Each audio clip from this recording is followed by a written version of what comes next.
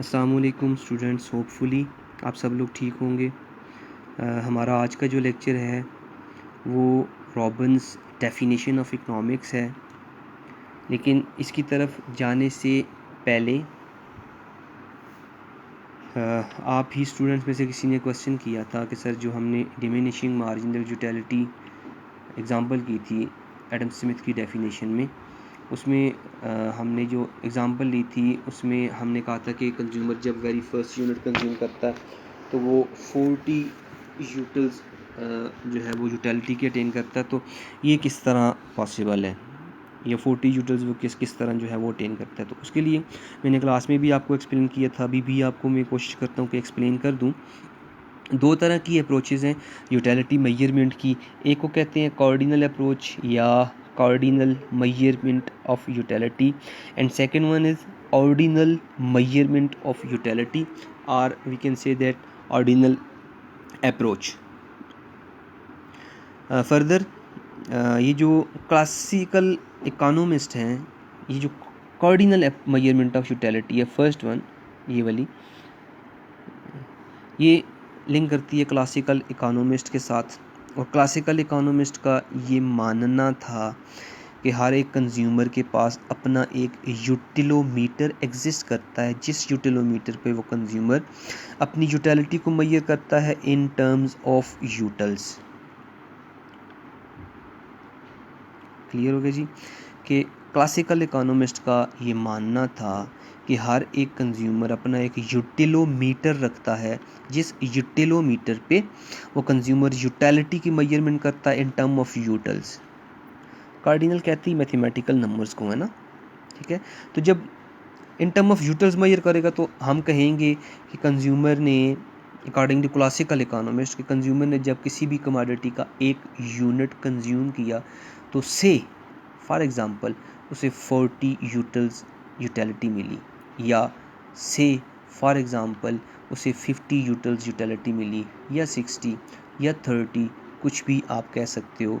Exact 40 मैंने example के तौर पे लिया था, ठीक है। क्या होगा according to classical economist, according to cardinal measurement of utility, utility measure होगी in term of utils, in term of mathematical numbers like 30, 40, 50, 60 etcetera. Then हमारे पास जो सेकंड अप्रोच है यूटिलिटी मेजरमेंट की, that is called ordinal measurement of utility. New classical economist का concept है ये, new classical economist का कंसेप्ट है, जिनका ये मानना है कि यूटिलिटी इज़ अ मेंटल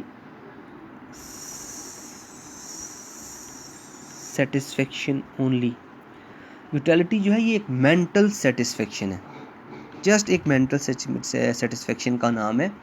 इसको हम कार्डियली मेजर नहीं कर सकते, इन टर्म ऑफ मैथमेटिकल नंबर्स इसको मेजर नहीं कर सकते, जस्ट इसको फील कर सकते हैं। हम ये कह सकते हैं according to new classical economist, according to ordinal measurement of utility, कि कोई भी कमोडिटी कंज्यूम करने से हमें बहुत ज़्यादा सेटिस्फेक्शन मिली है, बहुत कम सेटिस्फेक्शन मिली है, या सेटिस्फेक्शन नहीं मिली। 3 वेज़ में इसको एक्सप्लेन कर सकते हैं कि सेटिस्फेक्शन मिली है, नहीं मिली, या बहुत कम मिली है, ठीक है।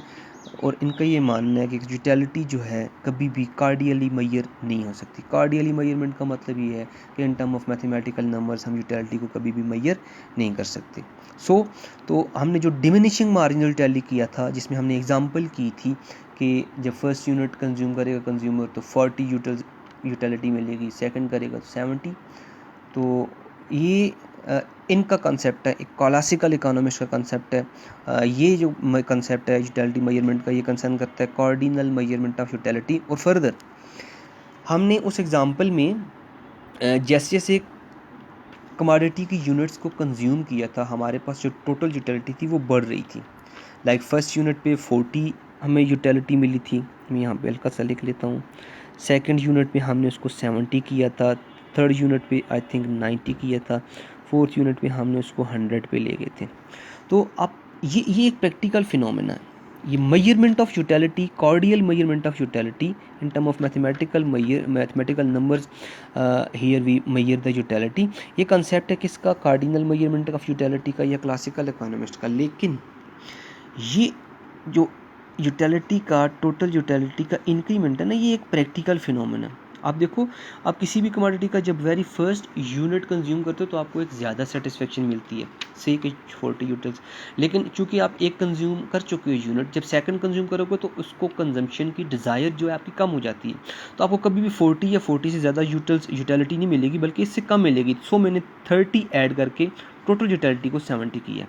फिर जब 2 यूनिट्स कंज्यूम कर चुके हो तो मैंने थर्ड यूनिट को कंज्यूम करके तो मैंने जस्ट 20 यूटिल्स को ऐड करके 90 किया है, फिर 100 किया है ना। ये बढ़ तो रहा है लेकिन डिक्रीजिंग रेट के साथ, क्योंकि ये प्रैक्टिकल फिनोमेना है कि जब आप कंटिन्यूस बेसिस पे किसी कमोडिटी को कंज्यूम करते हो तो उसको फर्दर जो कंजम्पशन की डिज़ायर है वो ख़त्म हो जाती है, और यही आपके पास डिमिनिशिंग मार्जिनल यूटिलिटी का कॉन्सेप्ट है। देन होपफुली आपको ये समझ आ गया होगा। अब नेक्स्ट हमारे पास प्रोफेसर रॉबिन्स की डेफिनेशन ऑफ इकोनॉमिक्स है।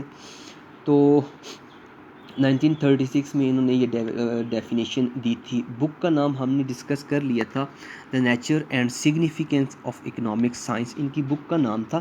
तो डायरेक्ट इनकी डेफिनेशन की तरफ जाते हैं। तो इकोनॉमिक्स इन्होंने कहा था, economics is the science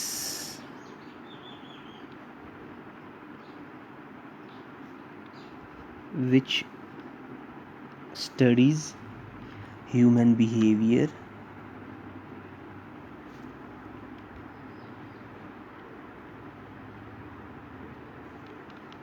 as a relationship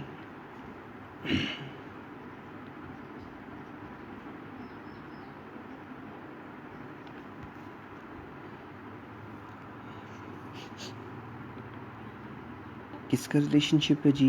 as a relationship between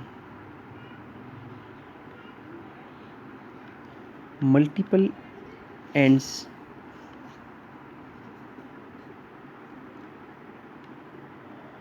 and scarce means या रिसोर्सेज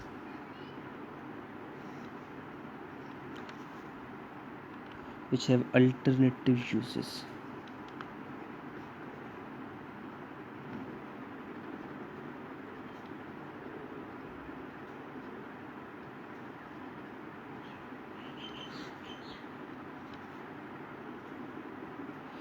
ये proper word to word definition है प्रोफेसर रॉबिन्स की, जिस डेफिनेशन में इकोनॉमिक्स को उन्होंने डिफ़ाइन किया। और मैंने आपको ये बताया था कि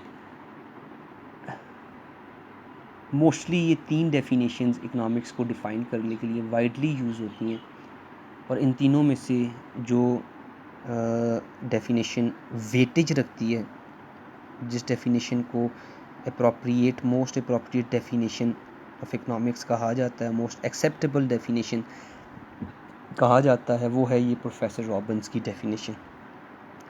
3 चीज़ें हैं कि रॉबिन्स कहता है कि इकोनॉमिक्स एक ऐसी साइंस है जो कि स्टडी करती है ह्यूमन बिहेवियर को। कैसे? As a relationship. किसका रिलेशनशिप जी?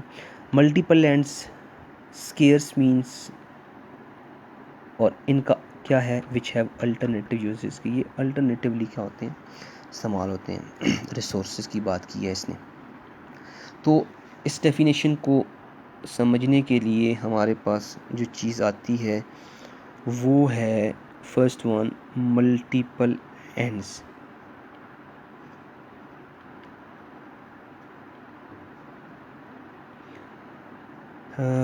सेकंड जो है वो है स्केर्स रिसोर्सेस या मीन्स, और थर्ड वन जो है अल्टरनेटिव यूज़। अल्टरनेट यूज़ या अल्टरनेटिव यूजेस कह सकते हो इसको। सबसे पहले हम डिस्कस करते हैं मल्टीपल एंड्स का। मैंने आपको क्लास में भी बताया था कि वांट एंड